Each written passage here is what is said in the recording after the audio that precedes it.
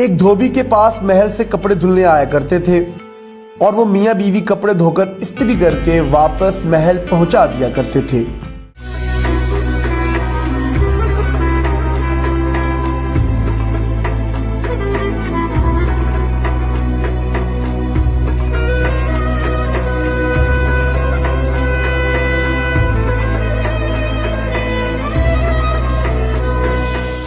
ان کا ایک بیٹا بھی تھا جو جوان ہوا تو کپڑے دھونے میں والدین کا ہاتھ بٹانے لگا۔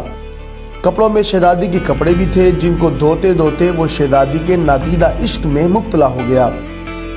محبت کے اس جذبے کے جاگ جانے کے بعد اس کے اطوار تبدیل ہو گئے۔ وہ شہزادی کے کپڑے الگ کرتا، انہیں خوب اچھی طرح دھوتا، انہیں استری کرنے کے بعد ایک خاص نرالے انداز میں تہہ کر کے رکھتا۔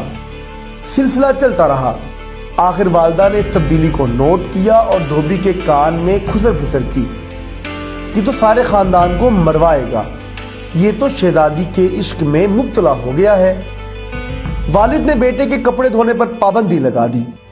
ادھر جب تک لڑکا محبت کے زیر اثر محبوب کی کوئی خدمت بجا لاتا تھا، محبت کا بخار نکلتا رہتا تھا، مگر جب وہ اس خدمت سے ہٹایا گیا تو لڑکا بیمار پڑ گیا اور چند دن کے بعد فوت ہو گیا۔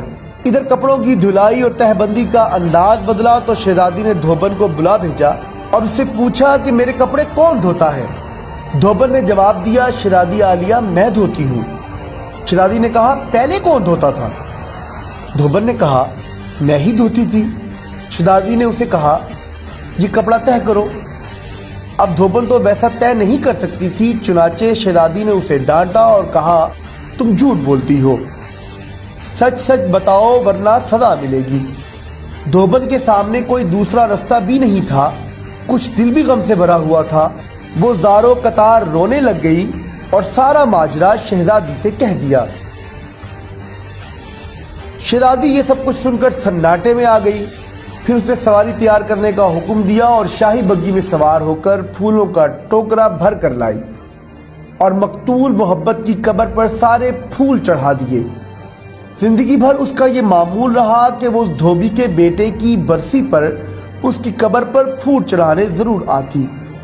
ایک انسان سے بن دیکھے محبت ہو سکتی ہے تو بھلا اللہ سے بن دیکھے محبت کیوں نہیں ہو سکتی؟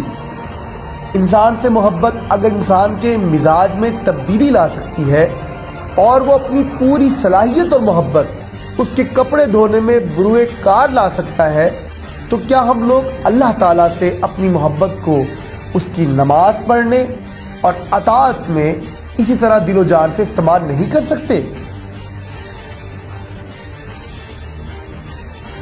مگر ہم بوجھ اتارنے کی کوشش کرتے ہیں۔